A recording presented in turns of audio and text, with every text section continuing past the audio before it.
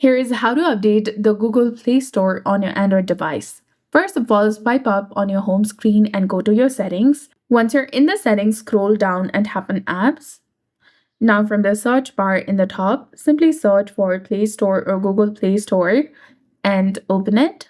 Now tap on Force Stop this application from the bottom right corner of the screen and press on OK.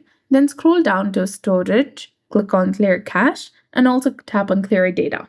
This refreshes the app before checking for an update.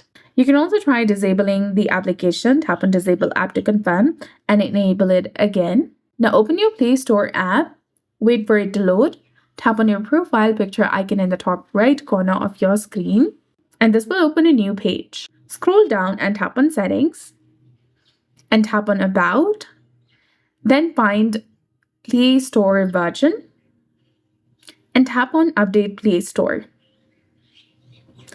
If an update is available, it will start downloading immediately. Refreshing the cache ensures that it fully reloads and checks for updates. You can also try updating your entire device, or you can also go ahead and restart the entire system of your device. So that's it. I hope you found this video helpful. If you did, please like, share, and subscribe. Thanks for watching.